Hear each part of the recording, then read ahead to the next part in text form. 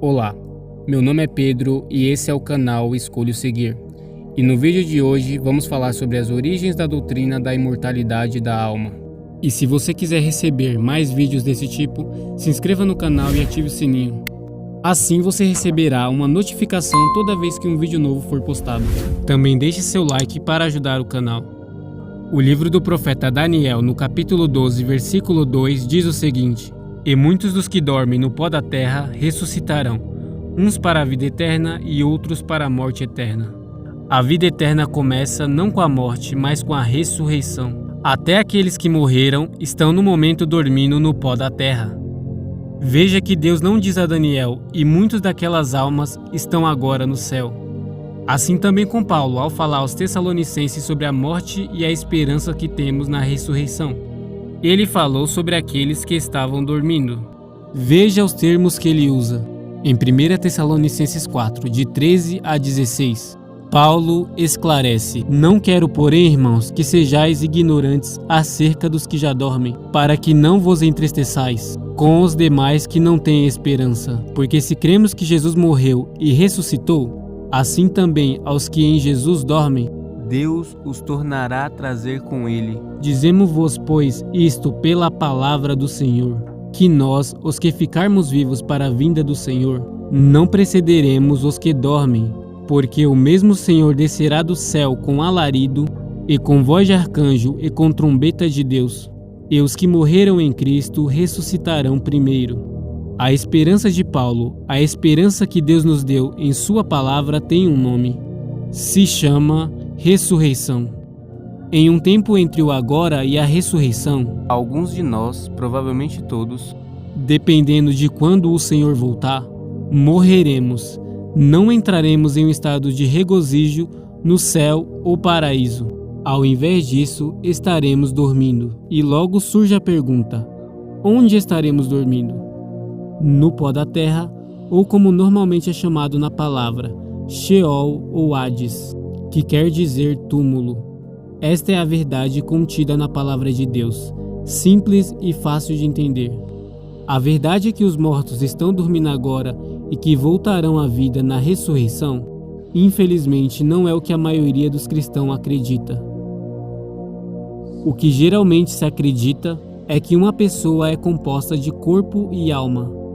O corpo é físico, carne e sangue, e que funciona como uma casa para a alma. A alma é a parte imaterial, a mente, os sentimentos e etc.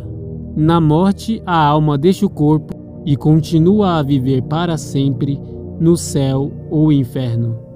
Talvez não há um resumo melhor para o significado da palavra hebreia nefesh, traduzida como alma na Bíblia, do que aquela dada pelo dicionário Vine, que define a palavra nefesh da seguinte maneira: essência da vida, o ato de respirar, tomar fôlego.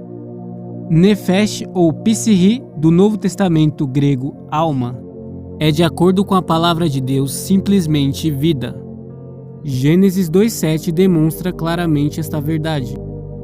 E formou o Senhor Deus o homem do pó da terra, e soprou em suas narinas o fôlego da vida, e o homem foi feito alma vivente, nefesh em hebraico.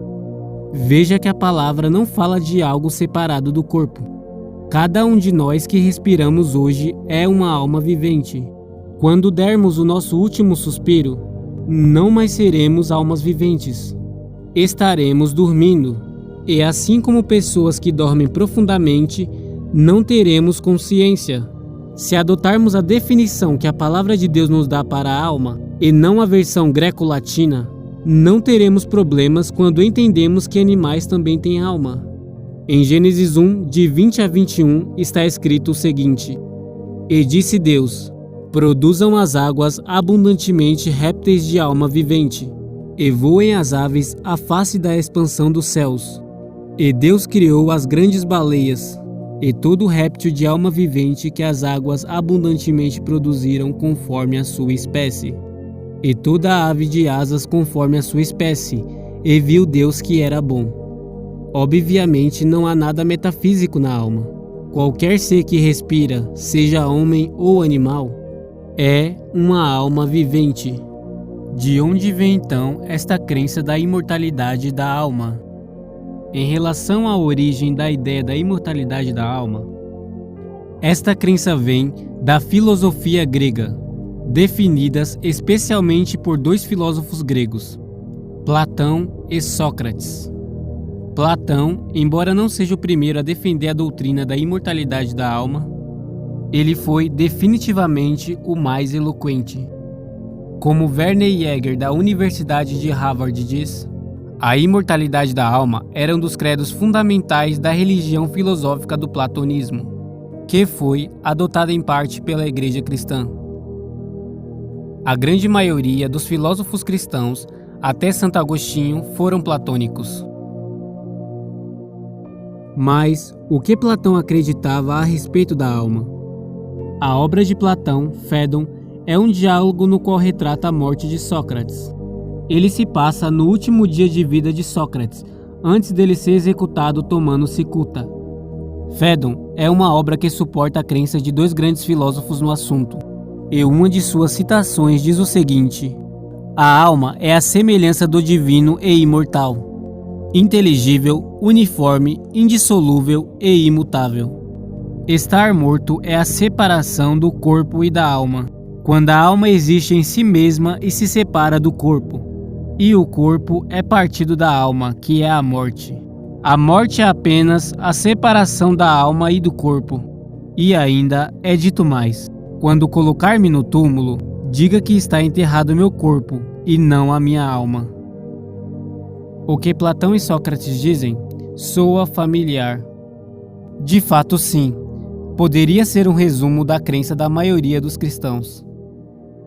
Platão dá destaque também para a doutrina de um estado futuro de recompensas e punições, na morte por uma lei inevitável do seu próprio ser, assim como pela nomeação de Deus, cada alma vai para o seu próprio lugar, o gravitacional mal para o mal e do bem subindo para o bem supremo. Tudo parece de fato ter sido escrito por um pregador cristão contemporâneo. De fato, compare o que lemos sobre Fédon com o que a maioria dos célebres pregadores do cristianismo contemporâneo diz sobre o nosso tema. Você é uma alma imortal, sua alma é eterna e viverá para sempre. Em outras palavras, seu real eu, sua parte pensante, sentimentos, sonhos, desejos, ego e sua personalidade nunca morrerá.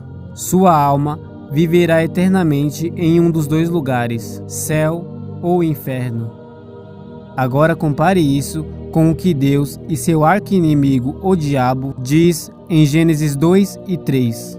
E ordenou o Senhor Deus ao homem, dizendo: de toda árvore do jardim comerás livremente, mas da árvore do conhecimento do bem e do mal dela não comerás, porque no dia em que dela comeres, certamente morrerás.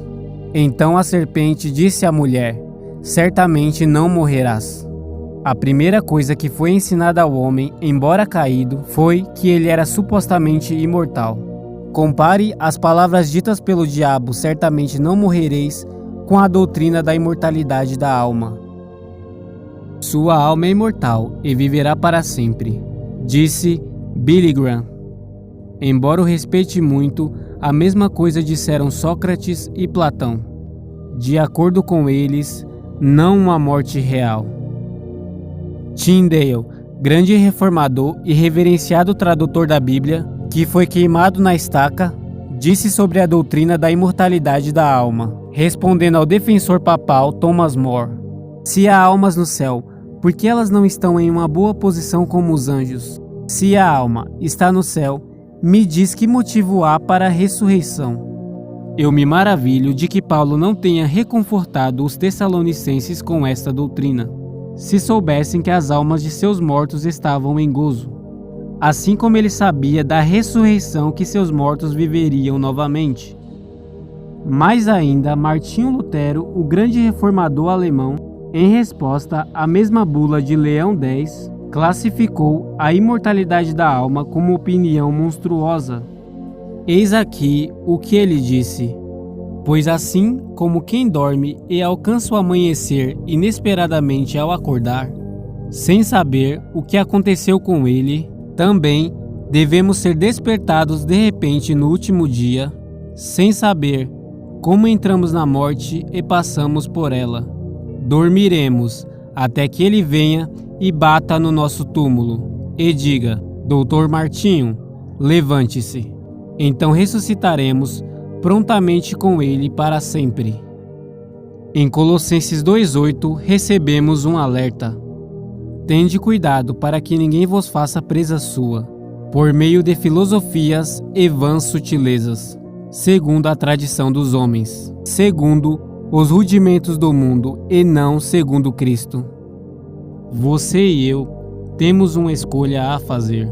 Acreditaremos em Deus e sua palavra, ou acreditaremos em Platão, Sócrates e o que eles trouxeram através de seus discípulos para dentro da doutrina da igreja? Você quer ser discípulo de Platão ou de Cristo? E com esse versículo encerramos. Procura apresentar-te a Deus aprovado, como obreiro que não tem de que se envergonhar, que maneja bem a palavra da verdade.